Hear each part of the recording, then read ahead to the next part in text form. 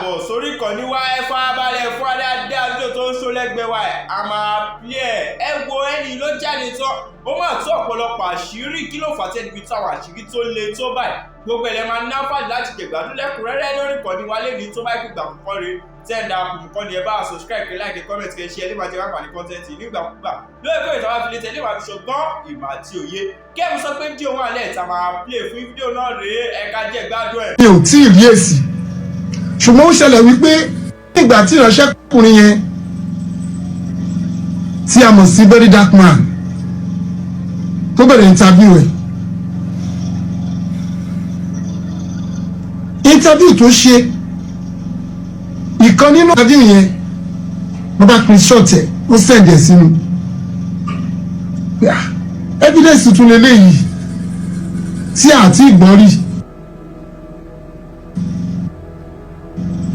bóyá sẹ́ndẹ̀ sí mi mo bá sẹ́ndẹ̀ sí agbẹjọ́rò mi fún ẹ̀yin tí ó mọ̀ bí kéèsì ẹ̀ ṣe dábùjá ni mò ń bá sọ̀rọ̀ mo lè fi gbogbo ẹnu sọ fún yín pé last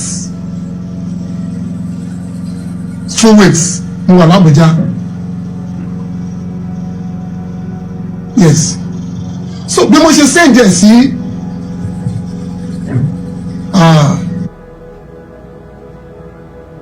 Sanchitu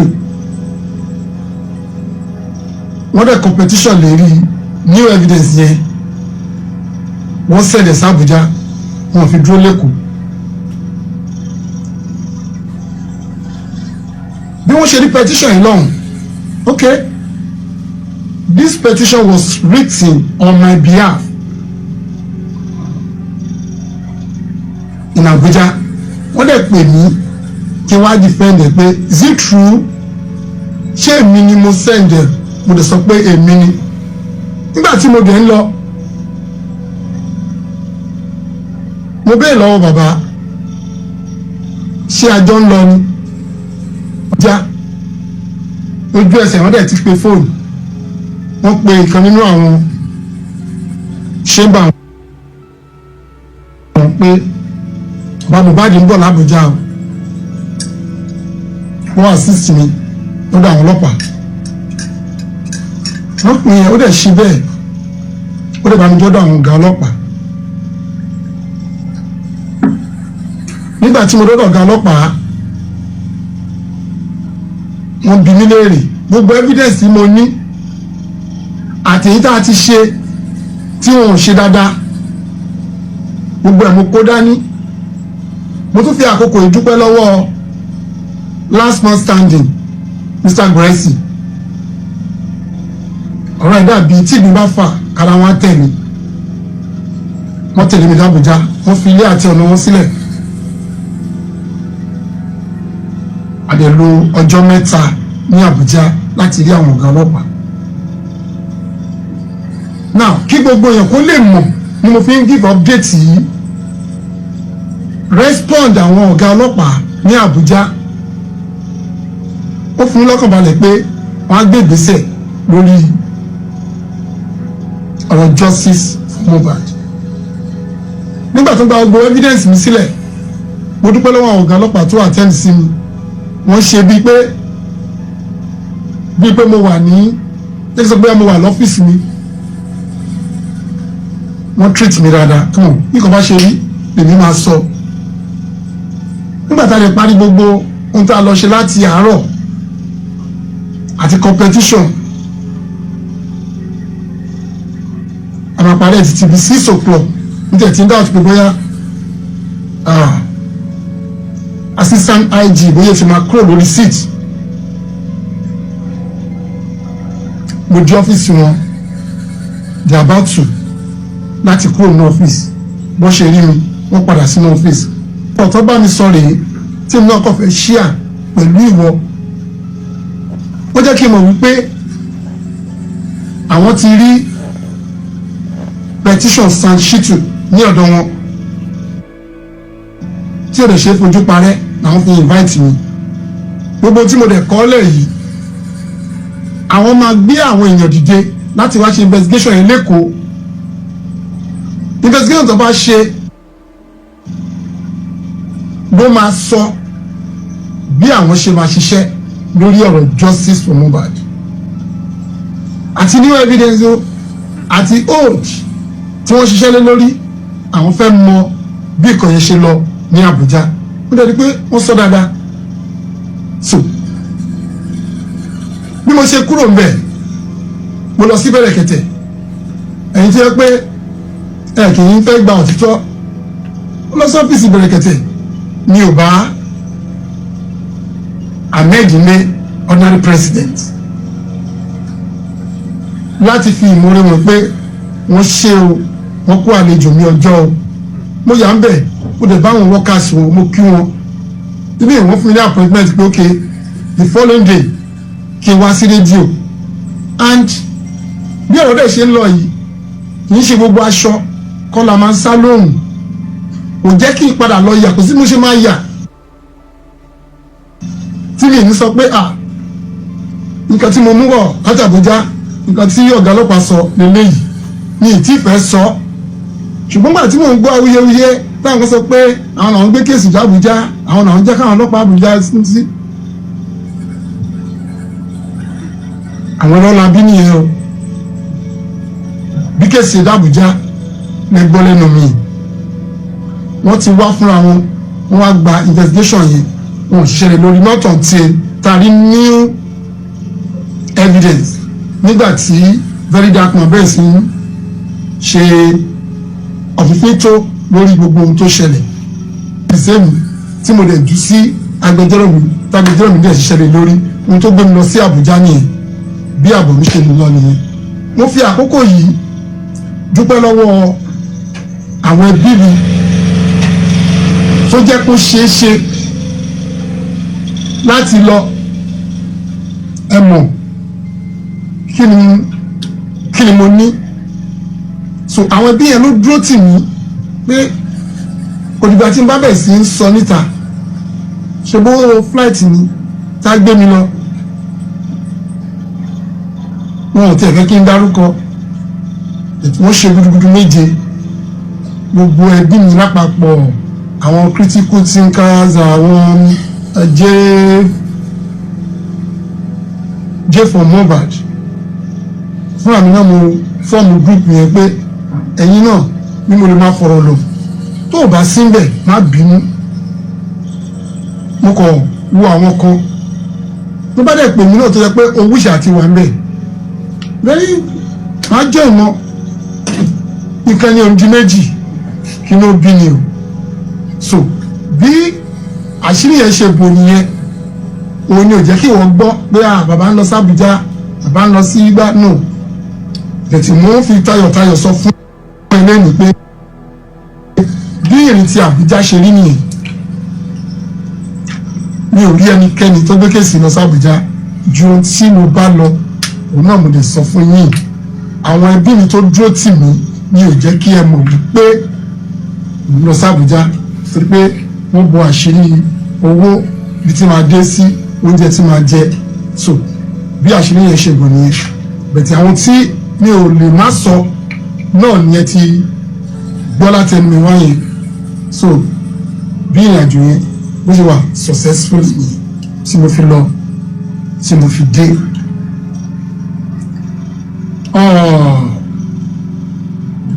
mi ò ní ṣaláì má fẹ́ gbọ́ ohun tí wọn náà bá ní sọ́kàn mi ò lè fẹ́ darapọ̀ mọ́ àwọn J4M yẹn náà ni jẹ́ kí mi mọ̀ I will include your name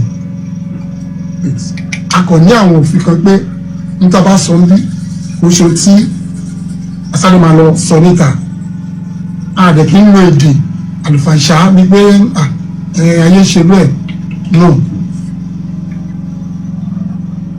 ẹ jọ̀ọ́ bí àwọn nǹkan tí a ní nìyẹn àdè nítorí àwùjá ni nítorí tán lẹ́nu torí àkókò ń lọ tí àgbẹ̀bádẹ̀ ti ń pẹ́ jù lóko ìṣẹ̀lá tó fẹ́ jalè so update mo mú wá fún wa nìyí pé bí ìrìn àjò mi látàbújá délé bó ṣe wà successfully nìyí so ẹni tó bá ní ìbéèrè gẹ́gẹ́ bí mo ṣe sọ àṣẹ awo fèsì yẹn òṣìṣẹ́ sà jẹ́ ká mú lọ síbò mi so àṣẹ awo ohun tí ó bá rẹ lójú ẹ wá kájọ sọ ó lè fà àkókò yìí sọ fún wa wípé àyè dẹ̀ ṣe ń bẹ láti tọ́mọlúwàbí wa ṣe ènìyàn yan ohun tó fẹ́ yàn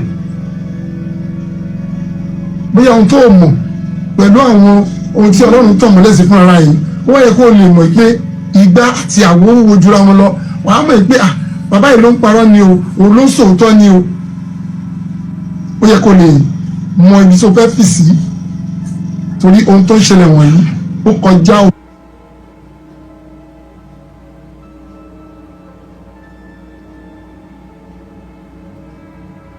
òye mi ó kọjá ènìyàn kan fún àwọn olóye láti mọ̀ wípé jẹ́ ká ṣọ́ra lórí ọ̀rọ̀ justice for Mohbad it's not ordinary mo gbàdúrà fún yín pé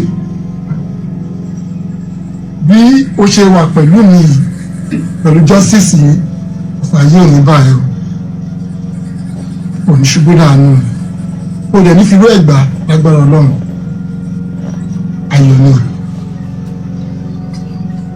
yà máa fi àkókò yìí pé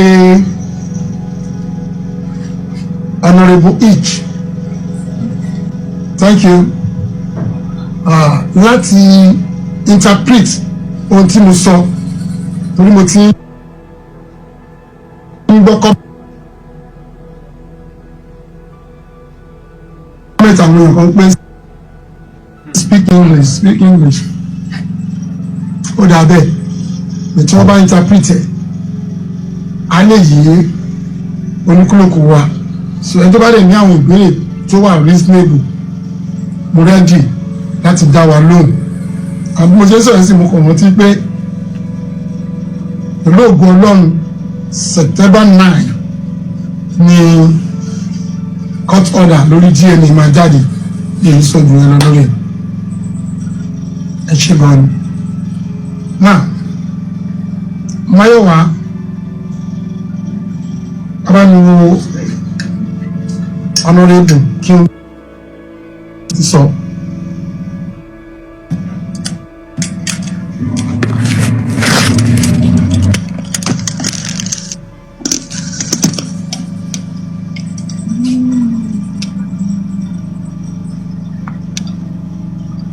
Bí a ká lo ọ̀sítọ́ láìdé nǹkan.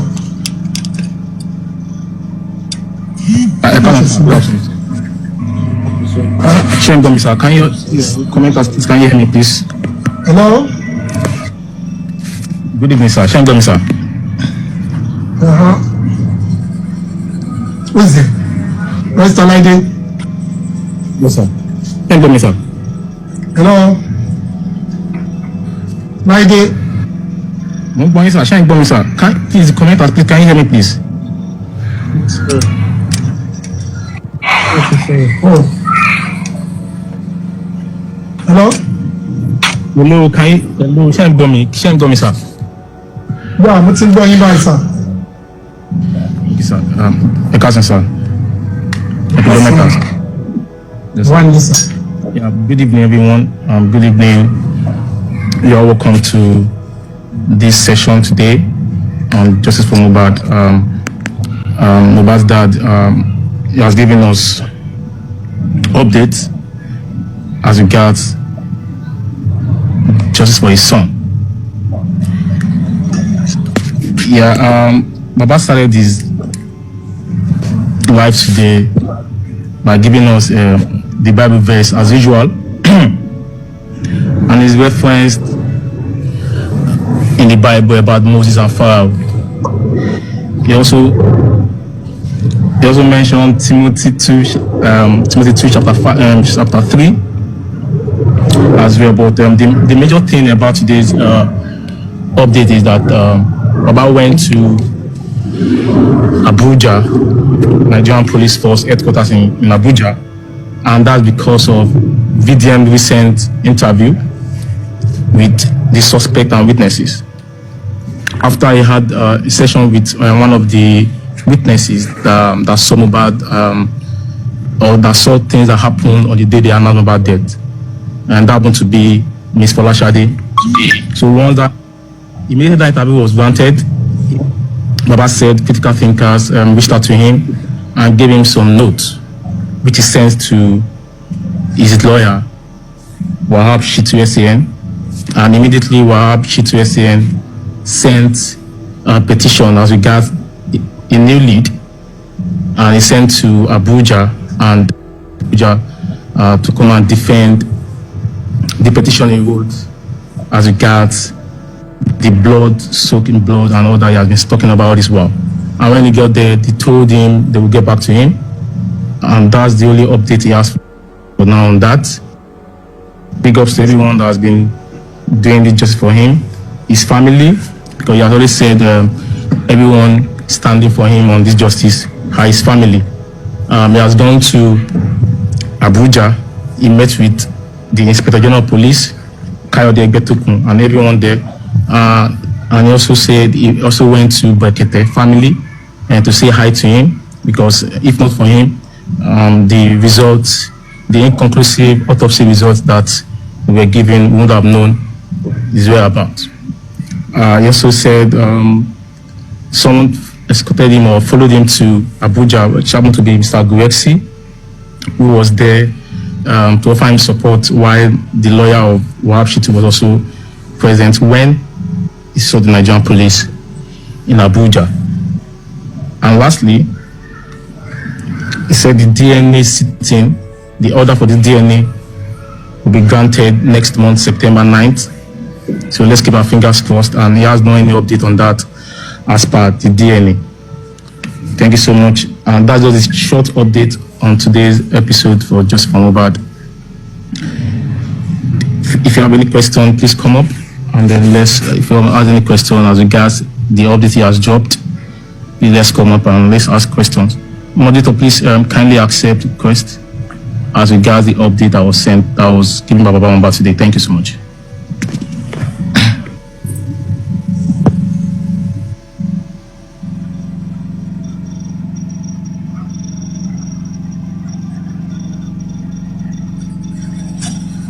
Baba, ẹ kúrò lẹ́sà. ẹ kúrò lẹ́sà. Àbá ọlọ́àjẹ kẹpẹ fún wa. Ọlọ́run go ahead, Mr. Arishe, go ahead, sir. Ọlọ́run ní payé nísìn fún wa, bàbá. Gbogbo àwọn ọ̀tá tó bá ń ro aburú yìí, aburú á máa bá wọn ni. Bàbá mo fẹ́ kí kíní kan yé yín. Wọ́n rí bọ́lá òfin ṣiṣẹ́ rẹ̀, ó yàtọ̀ sí báwo ìyẹn sí báwo. Mo máa ń kíní kan. Mo ní kí Mohbad tó kú, ẹnìkan kò mọ̀ ní, Ọlọ́run nìkan ló mọ̀ yín. Bọ̀ ìgbà táwọn ọmọ aráyé fẹ́ yàn yín jẹ pẹ̀lú agbára wọn, Ọlọ́run gbé àwọn èèyàn dìde. Bàbá, àwa tá wà lẹ́yìn yín, mo máa ń sọ kí nìkan, ibi tí Ọlọ́run tì í sí. Torí tí àwa bá fẹ́ gbé ìgbésẹ̀ kankan nínú ayé, gẹ́gẹ́ bí ìsọ́lọ́run fi kọ́ wa, àwọn àbẹ̀ Ọlọ́run náà pé kó tọ́ wa sọ́nà kó má sì wá lọ́nà. Ọ̀dọ̀ tí ń tí Ọlọ́run darí wa sí òun làwa wà. Sí bàbá ń gbọ́ mi báyìí. Ṣé ń gbọ́ mi sà? Ok. Ọlọ́run ló ní kí àwa tẹ̀lé yín. Yín tí ó sì gbé wa padà lẹ́yìn yín, Ọlọ́run ní kí aburú ìbá ìṣọ̀kan ní gbogbo wa. Aburú yìí ò ní bẹ́yìn náà. Àwa nígbàgbọ́ pé nǹkan táwa ń wá kò jìnnà mọ́, ibi tá à ń lọ kò jìnnà mọ́. Ọlọ́run á fi lé wa lọ́wọ́. Kí ni Ọlọ́run ìfùgàn tó bá ń dùn, táàrọ̀ bá ń dùn faláburú ẹ̀dá, tó bá di lọ́sàn-án ìkorò á bẹ̀rẹ̀. So gbogbo àwọn tẹ́lẹ̀ wọ́n, mo máa ń sọ ní any platform tí bá lọ, gbogbo anybody tó gbógun tì yín kán lọ wo ìgbẹ̀yìn wọn bó ṣe ń rí. Kò nídìí kí n máa dárúkọ mi báyìí, bí mo ṣe ń sọ̀rọ̀ ọ̀pọ̀lọpọ̀ èèyàn ó ti mọ̀. Lẹ́nu gbàtà dé justice for mohbad yìí, a lot of people ló ti gbógun wá, àmọ́ kí ló ń ṣẹlẹ̀ sí wọn nígbẹ̀yìn? Aburú ń bá gbogbo wọn ni. Ẹ̀yin lẹ wà wájú wa yìí, àárí owó aburú àpẹẹrẹ kankan, aburú la yín kò dẹ̀ ní báyìí láíláí tọmọtọmọ. Bàbá yẹn fọkàn yín balẹ̀, kò sí kankan. Ẹ nígbàgbọ́ pásítọ̀ ni lóòótọ́.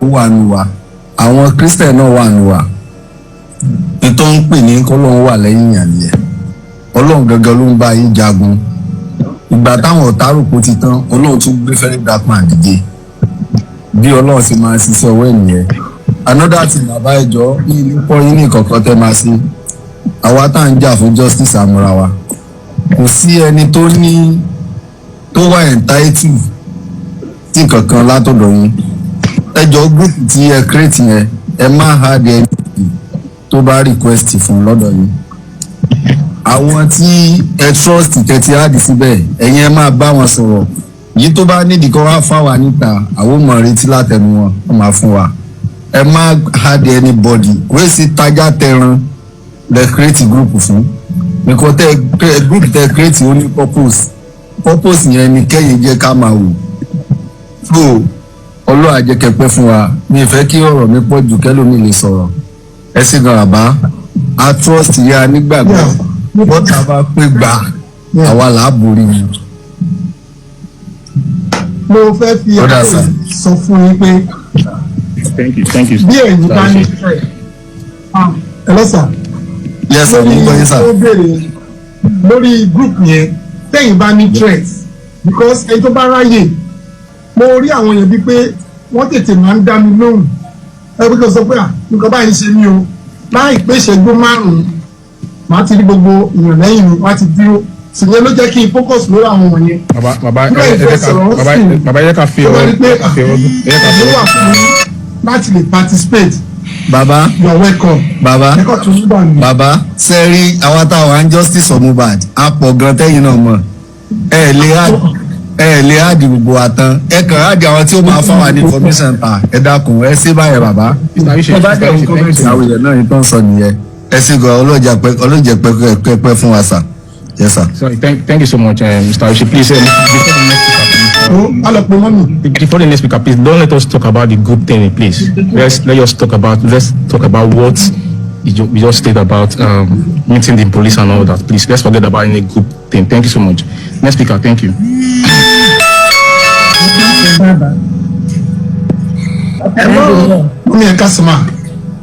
Yes, sir. Be the first time tí màá gòkè. Inú mi dẹ̀dùn láti gun òkè. Barrister Ọláìdé mo kí yín, Mr. Arishe mo kí yín, and then all the critical thinkers and everybody wọ́n ṣe wọ́n kó àdúró tì yín, ikú ò ní pa wọ́n fún wa, àwọn ò ní ṣe wọ́n fún wa. Gbogbo ibi tí wọ́n ti ń mówó tí wọ́n fi ń ṣàánú yín lágbára Ọlọ́run àpò wọn ò ní gbẹ. Bàbá ẹ ti fojú sunkún ọmọ kan, ẹ wà ní fojú sunkún mi mọ́.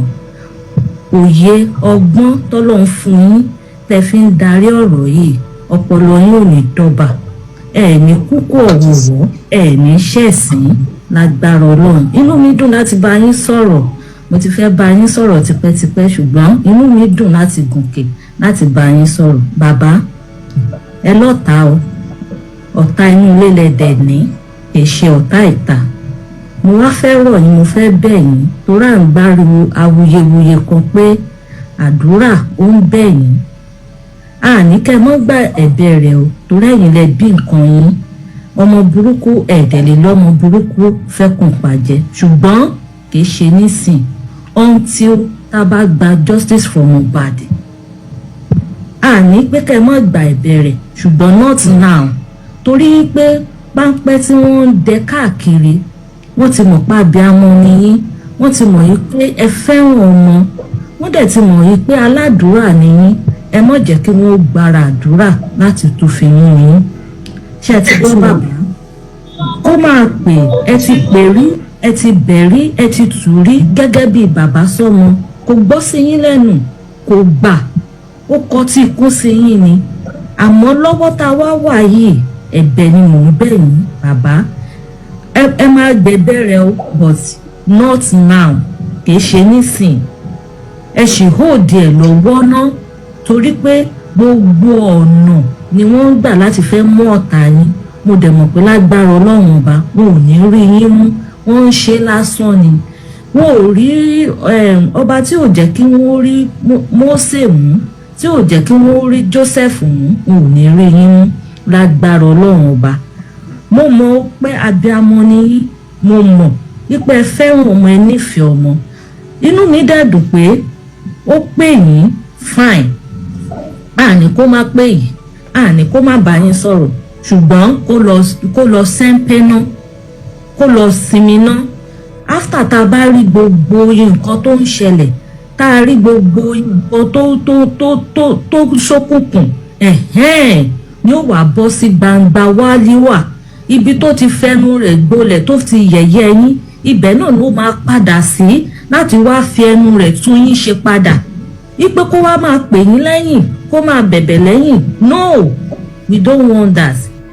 Kí barrister Shittu náà wọ́n ṣe, wọ́n kó ọmọnìyàn ṣe, wọ́n kó gbogbo àfọmọnìyàn ṣe. A kí wọn gidigidi lórí àdúrótì lágbára Ọlọ́run. Wọn ò ní fọmọ ọmọ tí wọn ò ní fi gbọ́mọ sí, wọn ò ní rí jà ayé, wọn ò ní rábàámọ̀, iṣẹ́ wọn ò ní kọjú ìjà sí wọn. Bàbá, ayọ̀ ni tiyín. Àwọn abiyamọ ayé wọ́n bẹ lẹ́yìn yín, lọ́kùnrin lóbìnrin. Àwọn àáfàá gbogbo àgbáyé ń bẹ lẹ́yìn yín, àwọn wòlíì gbogbo àgbáyé ń bẹ lẹ́yìn yín. Ẹ má fọlọ́lẹ̀ o, bẹ́ẹ̀ ṣe pè ní náà ní kẹ́ ẹ ṣe máa pè é. Ẹ má mú nǹkan ní ìmọ̀. Mo dẹ̀ mọ̀ pé lágbára Ọlọ́run ayọ̀ tó jẹ́ pé màá wá sí Nàìjíríà tí màá wá bá yín ṣe patí, tí màá wá bá yín yọ̀ wípé ẹ kú oríire, kú ogun àjàbọ́ lágbára Ọlọ́run. Ẹ dẹ̀ pè fún wa, ẹ pẹ́ pẹ́pẹ́pẹ́pẹ́. Ẹ jẹ́ kí n fẹ́ lòmíì náà kí wọ́n tún sọ̀rọ̀. Thank you very much. Thank you so much. Thank you so much, ma'am. Ẹ káàsán, ẹ kọjá mẹ́ta o. Yes, ma, yes, ma. Ẹ káàsán, ẹ kọ́ ọ̀rọ̀ ọmọ. Ọpẹ́ ni fọ́lọ́run. Ṣé ẹ ti dánwò mi mọ̀ sí àbí? Yes. Mo ní ṣe ti dánwò mi mọ̀. Mo ti dá yín. Ọpẹ́ ni fọ́lọ́run. Èmi máa ní pé ọpẹ́ ni fọ́lọ́run nítorí pé Ọlọ́run ló ní gbogbo ọpẹ́. Ọlọ́run ní nínú gbogbo nǹkan ká máa dúpẹ́ náà ni. Nítorí pé tolúwa nílẹ̀ àti ẹ̀kúnrẹ́ ayé àti gbogbo tó tẹ̀dó sínú ẹ̀. Ọlọ́run ọba ló wà di gbogbo nǹkan, Ọlọ́run ló ń ṣe ohun gbogbo, ló sì mọ ohun gbogbo tó ń ṣe dájúdájú. Ṣé rí ẹ pẹ̀lẹ́, ẹ kú ọ̀rọ̀ ọmọ, ẹ ti ráyé náà nìyẹn o, ẹ dẹ̀ ti rí ìlú wa tán náà nìyẹn o. Ìlú tá a wà yẹ ti rí tán, ẹ dẹ̀ ti rí tó ń jẹ́ ayé lẹ́rí yẹn bàbá Mohbad, ṣó ti yẹ yín.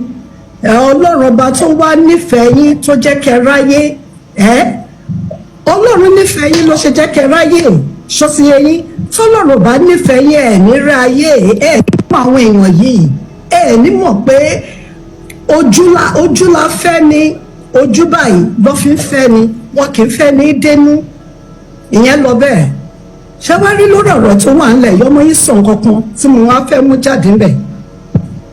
Ìyẹn ìmọ́lẹ̀ kó tó di pé ó jáde kúrò láyé.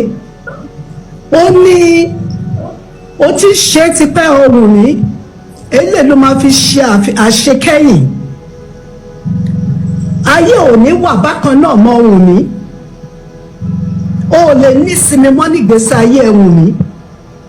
Èmi mọ̀ pé wọ́n ní ṣe nǹkan kan fún ẹ o, ṣùgbọ́n ayé ìwọ ohun mi kò lè tòrò mọ́, kò lè dára mọ́, ò lè má dùn ayé mọ́. Ìtumọ̀ nǹkan tó sọ fún ni mò ń sọ fún yín yìí o. Gbogbo àwọn tó pẹ̀lú Ìyábọ̀ Òjó tó jìjọ ṣe, ẹnikẹ́ni nínú ìṣẹ̀dá ènìyàn tó bá jìjọ bo òótọ́ mọ́lẹ̀, wọn ò lè mọ adùn ayé mọ́, wọn ò lè mọ adùn ayé, ìkorò ayé ló máa rí. Ọmọ aláṣẹ ni mí, Ọlọ́run ló fi àṣẹ sí mi lẹ́nu. Bí gbogbo wòlé ayé ní kò ní rí bẹ́ẹ̀, ó ti rí bẹ́ẹ̀ nítorí Ọlọ́run ló fi àṣẹ sí mi lẹ́nu. Kí gbogbo àfa ayé ní kò ní rí bẹ́ẹ̀, ó ti rí bẹ́ẹ̀ nítorí pé Ọlọ́run ló fi àṣẹ sí mi lẹ́nu. Èmi kọ́ ni mo dára mi, Ọlọ́run ló dá mi, ló dá gbogbo wa. Ṣé rí Mohbad ti sọ̀rọ̀ fún yín, mo fẹ́ kẹ́ dọ̀rọ̀ yín, ọ̀rọ̀ tí mo sọ fún yín mo fẹ́ kẹ́ dì mọ́. Ṣé understand? Ṣé rí ó ní pé òun ti mọ̀ pé wọ́n ní ṣe kọ́kọ́ fún ẹ̀wọ̀n mi, ṣùgbọ́n ayé àárí báṣubàṣu mi ò ní máa dùn ayé mọ́. Wùn mí Cynthia Adébánjọ ò lè máa dùn ayé mọ́. ìkorò ayé ló máa jẹ́ tiẹ̀. Cynthia Adébánjọ ọmọ Jùmọ̀kẹ́, ìkorò ayé ló máa jẹ́ tiẹ̀. Bó dẹ̀ ṣe máa rí fún nìyẹn bàbá Mohbad. Ṣó ti yẹ yín, ẹ di ọ̀rọ̀ yẹn mọ́wọ́, kẹ́ jẹ́ kó ọ̀rọ̀ yẹn kó máa console yín. Ẹ má gbàgbé ọ̀rọ̀ tó mọ yín bá yín sọ, ìyẹn dúró bẹ́ẹ̀. Olúkálukú tó ń gbìyànjú lórí ọ̀rọ̀ justice for Mohbad, ẹ ṣé gan ni, olúkálukú kò ṣẹ́. Bàbá Mohbad, Ọlọ́run wà pẹ̀lú. Ṣó ti yẹ yín, Ọlọ́run ni mo fẹ́ kẹ́ Ọlọ́run tẹ́ gbẹ́kẹ̀lé yẹn, òun lèmi fẹ́ kẹ́ continue láti máa gbẹ́kẹ̀lé, nítorí pé kí ni èmi máa bá yín sòdodo ọ̀rọ̀ pé Ọlọ́run nìkan lẹ ní ní ènìyàn. Ṣó ti yẹ yín, ṣùgbọ́n ẹ ní Ọlọ́run. Ṣé wàá rí tàbá wá sọ̀rọ̀ nípa ọmọ, ẹ má ta àdúrà nù. Ṣó ti yẹ yín, lára ogun tẹ́ rí nílé ayé, òun ni nǹkan tí wọ́n ṣe látara àdúrà. Ṣó ti yẹ yín tó jọ ọmọ yín. Ṣé understand? Lára ogun tẹ́ rí nípa ayé nìyẹn. Ẹ má ta nù o. Ṣó ti yẹ yín, ẹ má ta àdúrà nù. Ṣùgbọ́n ẹ wà careful. Àtaya ni o, àti àwọn ọmọ ni o, ẹ kò wà careful. Gbogbo àwọn ọmọ yín pátápátá ni mo fẹ́ kẹ́ mú nígbà tara yín lọ ti jáde. Ṣó ti yẹ yín, nítorí pé ṣe rí bẹ́ẹ̀ yín gbogbo nǹkan tẹ̀yìn là kọjá yìí, àwọn náà kọjá o. Mo sọ ọkọ fún yín kété yẹn bó ṣe rí nìyẹn o. Ẹ̀yin ní kọ́kọ́ lọ́ gbógun ti o, ọ́ gbógun tàwọn ọmọ yín náà o. Ṣó ti yẹ yín, nítorí pé wọn ò ní fẹ́ káwọn ọ̀tá yín rí ìsinmi ìfọ̀kànbalẹ̀ látara àwọn ọ̀tá táwọn ọmọ wọn bí. Ẹ̀yin máa rí ìfọ̀kànbalẹ̀ látara ọmọ tẹ́ bí. Ẹ máa rí ìdùnnú látara gbogbo ọmọ tó tara yín jáde ní àṣẹ Ọlọ́run ọba tó láyé lọ́run. Ẹ ní fojú sunkún ọmọ mọ́ bàbá Mohbad. Adùn ló máa jẹ́ tí ẹ̀ ní mọ̀kòrò lágbára títóbi Ọlọ́run. Ọlọ́run á bá mi ṣàánú yín, Ọlọ́run á wà àpínyín ní agbára títóbi Ọlọ́run. Gbogbo ọmọ ohun níní o, gbogbo wọn pátá wọn ò lè escape ẹ̀. Ọlọ́run á dá wọn lẹ́jọ́ bó ṣe jẹ́ ní ẹ bàbá Mohbad. Ẹ ṣé mo dúpẹ́. Thank you. Please, next speaker, please let me make it precise and concise, please. Elekashini Shoki. Thank you. Next speaker, please. The next speaker.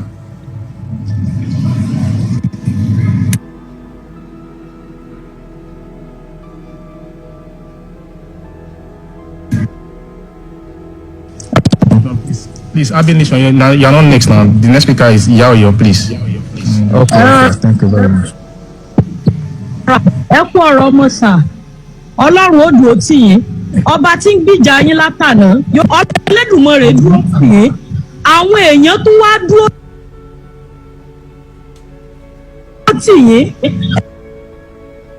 Ẹ̀yin bàbá Mohbad ni ọmọ eléníyàn, bàbá Mohbad lọmọ eléníyàn tó fi mímọ̀ yàn sọ̀rọ̀ tọmọ ọwọ́ ẹ̀ bá gbà jẹun. Bàbá Mohbad lọmọ eléníyàn tó fi mímọ̀ yàn sọ̀rọ̀ tọmọ ọwọ́ ẹ̀ bá gbà jẹun. Ẹ mọ̀ pé gbogbo ọ̀tá yín wọ́n dẹni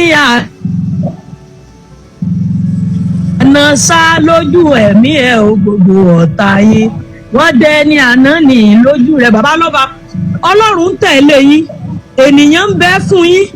Wọ́n ní ẹni tó bá ní ènìyàn tí ò bá lówó, ohun gbogbo ló ní. Wọ́n ní fi ènìyàn sọ̀rọ̀, wọ́n ló ju owó lọ.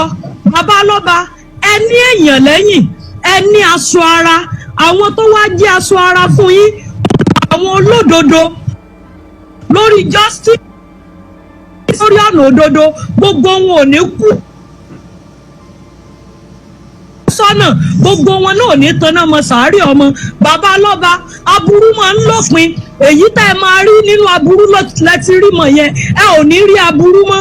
Gbogbo tí Ẹlẹ́dùmarè bá kó tì yín tó jẹ́ tí ń dunnú sí ẹni o, gbogbo wọn pátá l'Ẹlẹ́dùmarè ò ní gbà wọ́n lọ́wọ́ yín.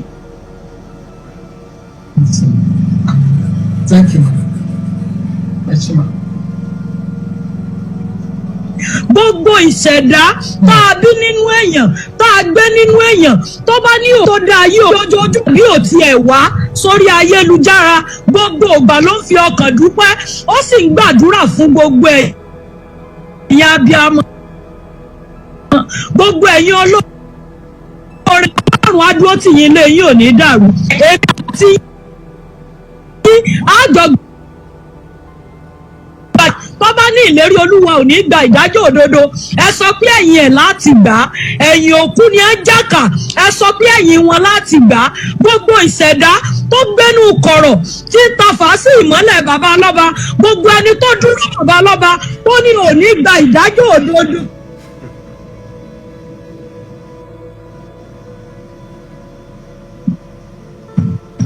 Èdùmọ̀rí ó jẹ́ kó fi ojú gbogbo ẹ̀dá ọgbẹ́ kòtò tó lóun wò ó bó ṣe débi tó ń lọ, gbogbo ìṣẹ̀dá náà yóò rì sínú kòtò náà.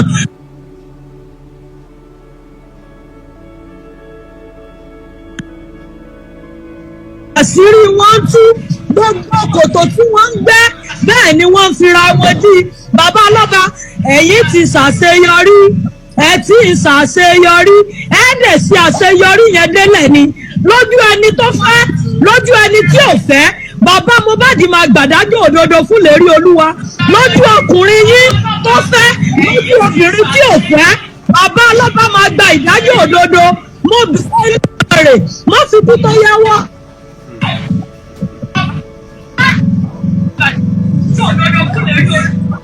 Bàbá ọlọ́ba jẹ́ kó bá ẹrù tó kù jìnnà, gbogbo tí ó jẹ́ ayọ̀ bàbá ọlọ́ba, omi òfin ara yín wọ́n mọ̀ fún yín ṣàìsàn, omi ara yín ẹ̀jẹ̀ ara yín ó jẹ́ ohun ìyàsí mímọ́.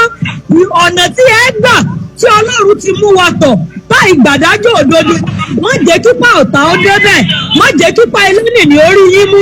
Gbogbo ìṣẹ̀dá ó máa ń sọ̀pọ̀tì lórí darkman lórí justice yìí, jẹ́ kí àwọn náà ṣe àṣeyọrí. Gbogbo ìṣẹ̀dá tí bá ń tẹ̀lé ẹ̀yin olódodo, jẹ́ kí àwọn náà dé ilẹ̀ lérí, kán dé ilẹ̀ ògo. Bàbá ọlọ́ba ọ̀rọ̀ yín tí ń jẹ́ ìdùnnú wọn máa dùn falẹ̀ fún yín ni, àti gbogbo àwa tá à ń fẹ́ yín lójú, tá à ń fẹ́ yín ní ẹ̀yìn.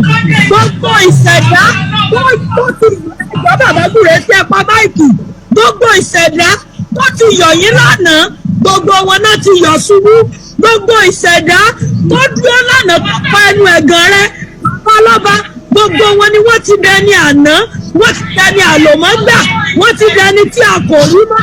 Bàbá ọlọ́ba ẹ̀yin ẹ máa yọ̀ lọ, ẹ dẹ́kun nẹ́tíwọ́ọ̀kì yẹn kò fún mi láyé jù báyìí lọ. Yes sir. Thank you sir. Ẹ̀mí yóò. Moderator, please, can you please help me to drop Goesi from the list, please? Help me to drop Goesi. Can you please help me to drop Goesi, please? Ẹni ṣírí. Moderator, please, can you drop Goesi from the list? Fọkànléèyàn má gbẹ́kẹ̀ Ọlọ́run bá kò ṣe é faralé, Ọlọ́run ọba ni ẹgbẹ́ tẹ̀lé ọba tó gbójúlé. Thank you ma.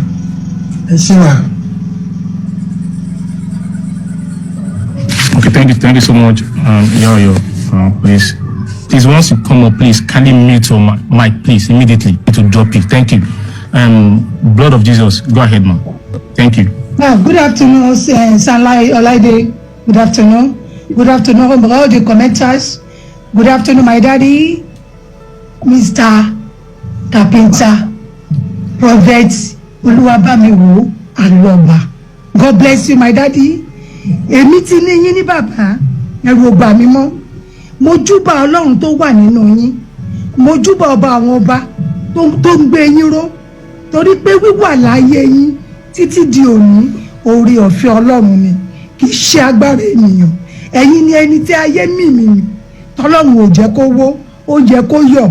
Bàbá alátìlẹ́yìn yín tí ṣe Ọlọ́run ọ̀gá ògo ò ní padà lẹ́yìn yín. Ṣé tí ní gbogbo àwọn tọ́lọ́run wá fi ṣe aláàánú yín nílẹ̀ yìí lókè òkun ni, ní gbogbo àgbáyé ni, gbogbo ohun aláàánú yín ikú ò ní pa wọ́n. Gbogbo àwọn tó wò ó wípé àwọn lomijé yín wọ́n nùnù nígbà tí ẹbí, nígbà tí ọmọ, nígbà tí aya tí wọ́n kọ̀ yín sílẹ̀, ṣùgbọ́n yìí bí àgbélébù yín wọ́n ní ẹ lọ ṣoògùn, ṣùgbọ́n yìí sọ pé yìí dìrọ̀ mọ́ àgbélébù Kristi, ipò òun ló lè tó gbà yín.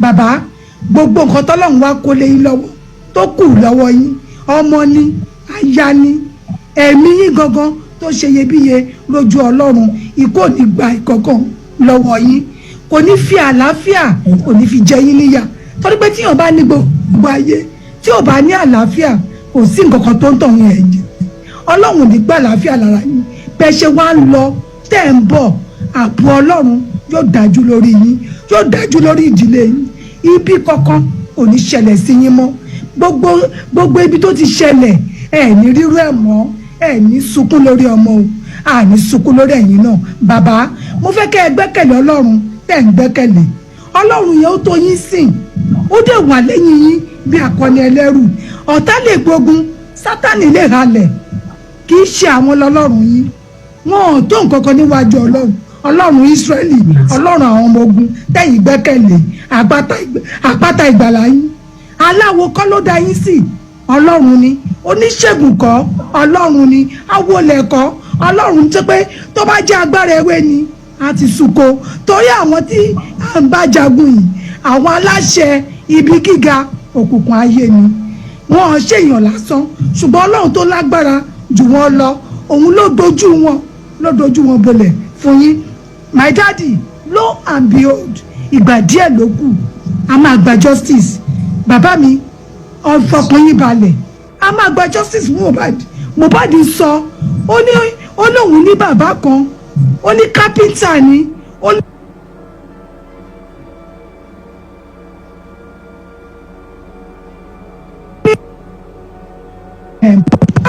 ó ní bàbá yìí ò lówó ó ní ṣùgbọ́n máa ń gbàdúrà fóun ọmọ ẹ̀ bàbá èmi gbàgbọ́ pé Mohbad dúró tì yín ṣètìlẹ́ tó bá ṣètìlẹ́ àwọn èèyàn tó ń ṣe èrè kiri wọn ò mọ̀ wípé ẹlẹ́dàá yín àti ẹlẹ́dàá Mohbad ó wà lẹ́yìn yín àtọ́lọ́run tó dá yín ṣètìlẹ́ tó bá ti bínú sí yín lásán Mohbad máa ń fojú wọn gbolẹ̀ ni wọn ò mọ̀ ni o níjọ́ tó bá rí àṣírí yẹn njẹ́ ẹ̀ náà máa ṣíwọ́ nínú iṣẹ́ ibi tí wọ́n ń ṣe kò sí bàbá ibùkún jẹ́ tó ní ogun ní gbogbo àgbáyé tó bá ti dojú ibi kọ yín tàbí tó sọ̀rọ̀ Mohbad láì dáa ọlọ́run máa ń dojú wọn dé ni ó máa ń dojú wọn bolẹ̀ ó máa ń sọ wọ́n di ológun àná ni ibù ibi tí ò ṣẹlẹ̀ rí ó máa ń ṣẹlẹ̀ ní ìdílé torí pé ẹlòmíì tí ì rí ọwọ́ agbára tó fi ń discipline ẹlòmíì ní ó jẹ́ ká mọ̀ wípé ọlọ́run jà fún yín bàbá ṣùgbọ́n ẹ máa di orí yín mú nígbàdé ìgbà ẹ máa dúpẹ́ lọ́wọ́ lẹ́ẹ̀dá yín àti àwọn alátìlẹyìn yín àwọn tó dúró tì yín nígbà tí ò ẹnikẹ́ni ọlọ́run á dúró ti gbogbo wọn mo fẹ́ critical thinkers tí wọ́n dúró tì yín ibi oníṣẹ̀lẹ̀ sẹ́nikẹ́ni nínú gbogbo wọn àti àìmí àti bàbá alọ́ba àti gbogbo ìdílé wa because we are now one family àti the family kan náà gbogbo wọn host wa gbogbo wọn generals gbogbo everyone mo fi àsìkò ìdúpẹ́ láti ọ̀dọ̀ bàbá alọ́ba mo dúpẹ́ lọ́wọ́ gbogbo yín gbogbo mi tí ẹ ti gbé rí owó tí ẹ ti fi ṣàánú ìdílé alọ́ba ibi ò ní wọ ọbẹ̀ ẹ ní tọrọ jẹ ẹnikẹ́ni ní ò ní tọrọ mu ẹ ní tọrọ ná ẹ ní tọrọ lò wọn ní fi ẹrú eléyìí ẹ ní fi gbà á ayọ̀ ní tọmọ ọlọ́run ayọ̀ la máa yọ̀ justice lágbára ọlọ́run ẹ káàsán bàbá mi mo kí yín sà ẹ kọ́ ẹ̀fọ́ ọmọ ènìyàn ṣe God bless you I love you with all my heart and I will continue to love you thank you my daddy God bless you sir ayọ̀ sir God bless you. Thank you so much, ma'am. Thank you so much for your prayers. Thank you so much. We appreciate. The next speaker, Abe Billions or Abe Nation. I don't know. Abe? Yeah. Okay, go ahead. I can't survive. Yes, ma'am.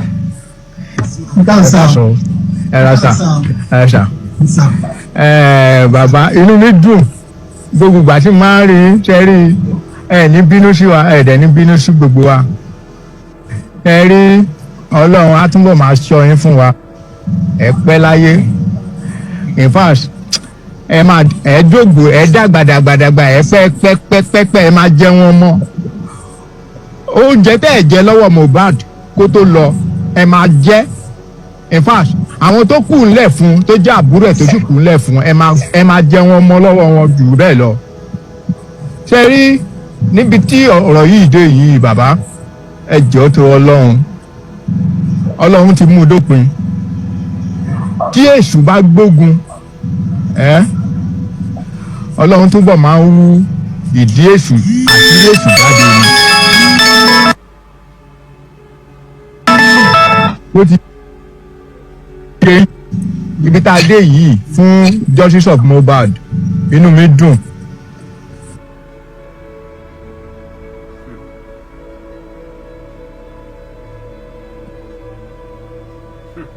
lọ́wọ́lọ́wọ́ yìí là ń padà rí nǹkan táwọn expect gan là ń padà rí